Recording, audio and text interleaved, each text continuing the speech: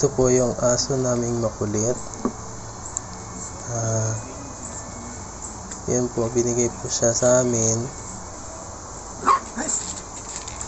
Yan nga, sobrang kulit niya.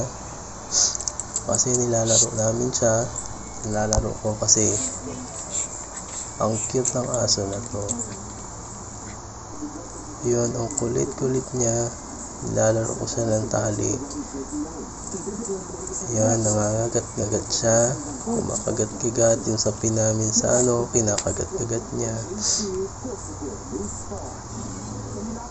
Yan. Makamot nga siya dahil meron ata siyang kuto or something. Yan, nilalaro-laro ko siya. Gabi na niyan. Patulog na kami pero gusto pa niyang maglaro. Yan. Kagat siya ng kagat. Yun. Ang cute. Ang saya niya.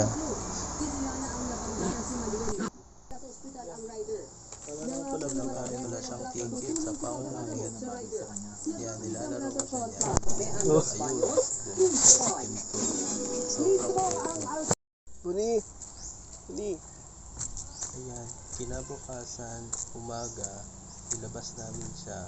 Kasi first time niyang maglaro sa labas. Sa malawak na bakuran. Ayun, ilabas namin yung dalawa naming rabbit para habulin niya, makapag-exercise man siya kahit paano. Kaya pinapahabol namin Liin mo naman dalawang rabbit. Kasi nakakatuwa, hinahabol-habol niya. Yan, dalawang rabbit yan. Hinahabol-habol niya. Exercise siya, punta dito doon, ulit. Yan, dahil maya-maya ay pag napagod, pagpahinga, ay papaliguan namin siya. Kasi lagi siyang kumakamot sa katawan niya. Kaya kailangan namin siyang paliguan pagtapos niyang mag-exercise sa umaga. Yan po yun. Yan, nagulong ko siya dyan kasi nakakatuwa. Yan yung rabbit namin. Yan. Nahabol-habol niya yan. Minsan pupunta sa akin, mangulit. Yan, tumatayo pa nga yan eh. So, habol ulit sa mga rabbit. Yan. Yan.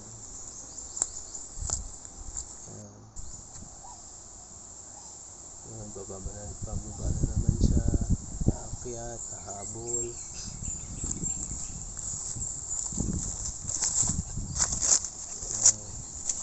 Yan, tumatalo na nga yung rabbit kasi nahabol niya. Yan, sige, mapagod ka lang. Yan, mamaya papaliguan ka na.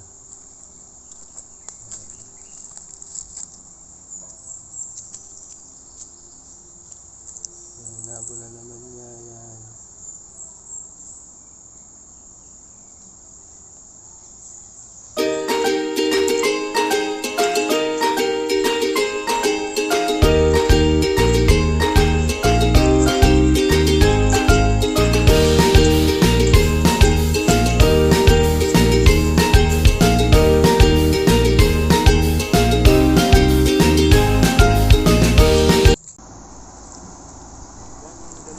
Yan, nakapagpahinga na siya dyan.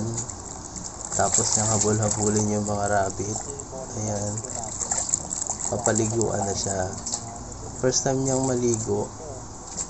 Yan, nilagay na namin siya sa batsa. Yan. Takot pa nga siya dyan, no.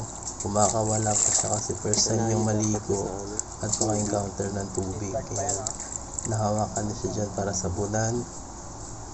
Kasi ang dami niyang kuto. Kinukuskus na siya ng sabon. Yan. Ligo-ligo lang.